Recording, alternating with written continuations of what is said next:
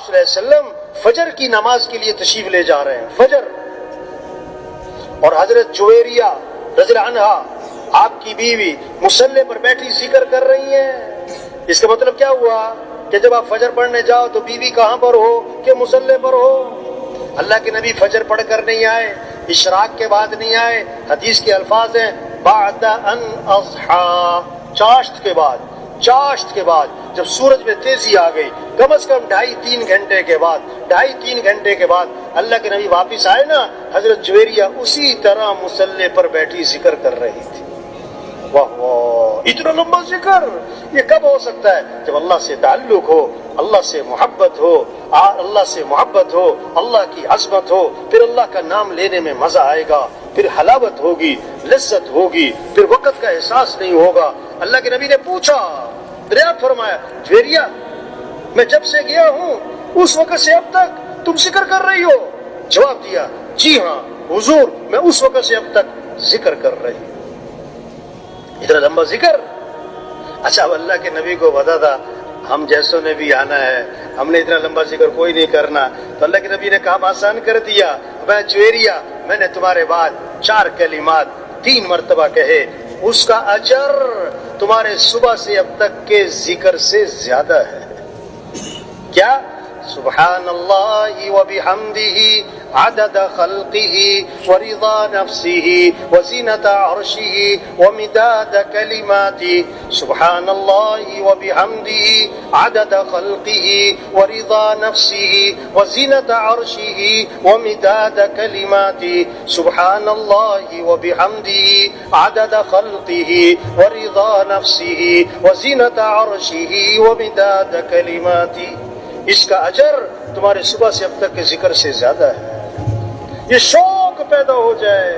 آپ نے فرمایا جو کثرت سے درود شریف پڑھے گا، یہ نہیں کہ 10 دفعہ 100 دفعہ، فرمایا جو کثرت سے درود شریف پڑھے گا جنت میں اسے میرا پڑوس ملے گا۔ کون کون حضور کا پڑوس چاہتا ہے؟ لوگ دونوں ہاتھ کھڑے کرتے ہیں، اچھی بات ہے، جذبہ ہونا چاہیے، محبت کا تقاضا یہ ہے، لیکن بھائی اللہ کے نبی نے فرمایا کثرت سے کیا پڑھو؟ اور علماء نے لکھا ہے جو 300 دفعہ روزانہ پڑھے گا نا یہ کثرت میں آ جائے گا۔ یہ کس میں آ جائے گا؟ اب چھوٹا سا درود شریف بتاؤں آپ کو، چھوٹا سا، صلی اللہ علی النبی الامی، صلی اللہ علی النبی الامی، صلی اللہ علی النبی الامی۔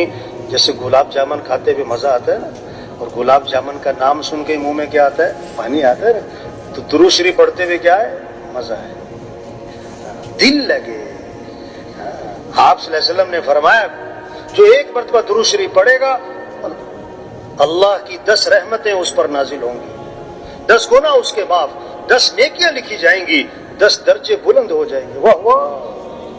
ایک عجیب قصہ آیا، ایک صحابی آئے، عرض کی اللہ کے رسول میں نے ذکر کا وقت طے کیا ہے، ذکر کا، دعا کا وقت طے کیا ہے، اتنا وقت مجھے ذکر کرنا ہے۔ جیسے آج وقت ہوتا ہے نا، یہ میرے گھر کا وقت، یہ میرے فلاں کا وقت، یہ جم کا وقت، یہ کلب کا وقت، یہ کھیل کا وقت۔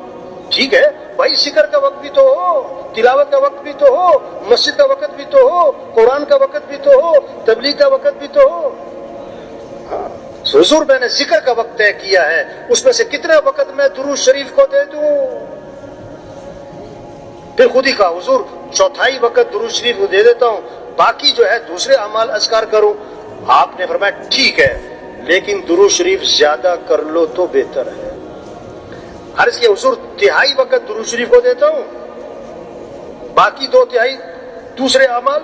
فرمایا ٹھیک ہے، لیکن درود شریف زیادہ کر لو تو بہتر ہے۔ اچھا میں آدھا وقت درود شریف کو دیتا ہوں، آدھا وقت باقی اذکار۔ فرمایا ٹھیک ہے، لیکن درود شریف اور زیادہ کر لو تو بہتر ہے۔ اچھا حضور میں 2/3 وقت درود شریف کو دیتا ہوں، 2/3 وقت درود شریف کو دیتا ہوں، باقی دوسرے اذکار۔ آپ نے فرمایا ٹھیک ہے، لیکن درود شریف اور زیادہ کر لو تو بہتر ہے۔ اور اچھا پھر میں ایسا کرتا ہوں، میں سارا وقت درود شریف کو دیتا ہوں، میں درود شریف ہی پڑھتا رہوں گا۔ اللہ کے نبی نے فرمایا اذن تکفا ہمک وَيُغْفَرْ ذَنْبُكَ. اگر تم ایسا کرو گے نا تمہاری ساری پریشانیاں دور کر دی جائیں گی اور تمہارے سارے گناہوں کو معاف کر دیا جائے گا. یہ مسئلوں